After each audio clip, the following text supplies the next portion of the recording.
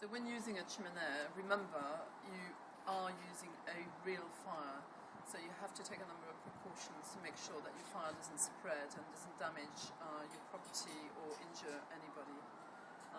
Remember, therefore, to put your chimenea in a place where it's not near any flammable materials. It is not advised to put chimeneas on decking. If you intend to put a chimenea on decking, you need to first put a slab of concrete or stone or a steel sheet of fire protection. So choose something like bricks or stone or gravel. Do not put it on grass either, because grass will turn black or brown or even catch fire. It's also advisable to make sure you haven't got any trees or bushes above, because the leaves of the trees will turn brown and dry out, and it's a fire risk. Similarly, don't put your chimenea too close to any furniture, particularly if the furniture is made of texline or plastic, because it might melt. Don't put the chimenea under an awning, and if you intend to have a fire with logs, you cannot use your chimenea inside, not even inside a conservatory, and not inside an existing fireplace. In terms of Mexican chimeneas, there are additional advice that you need to follow to make sure that you operate a safe fire. First of all, take the lid off.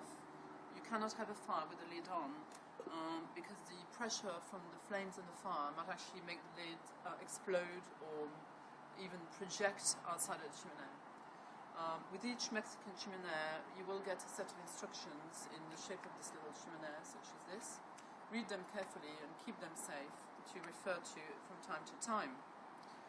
Mexican chimeneas are made of clay, which is quite fragile. If you take this chimenea and drop it on the floor, it will break.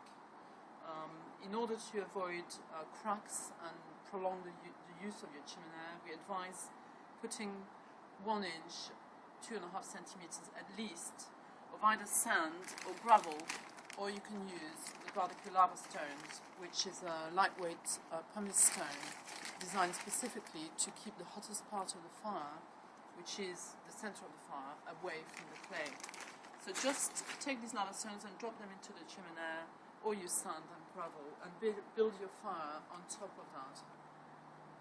When you first get your chimenea, you need to have a number of small fires before having a bigger fire. You will do this by just using board newspaper or kindling or cottage sticks, for example, and putting them directly onto the lava stones or sand and build your fire on top of that. And just light it and let the fire develop very small. In fact, never build a fire on a clay chimenea whereby flames come out a meter above the chimenea. If you do that, it means you're overfiring the chimenea, and there's a risk of cracking through what's called thermal shock.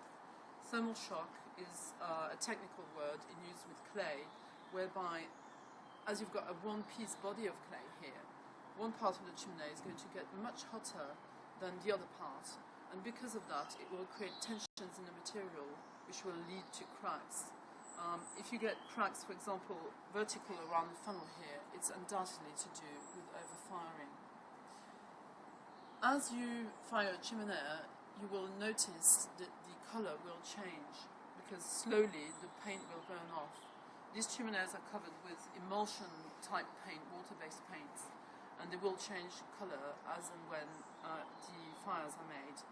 The mouth here will become black with soot from the fire, as will the top of the chimenea, and eventually, if you fire your chimenea over a long period of time and frequently, you will find that all chimeneas will turn reddish in terms of their color. Clay chimeneas also ought to be brought inside or covered up for the winter.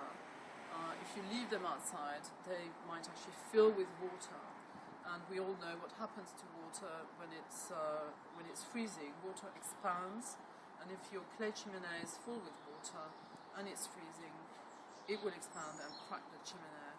So the best precaution for that is to bring it indoors in a garage or shed, or alternatively, if you can't do that, to cover it with a waterproof cover for the winter months.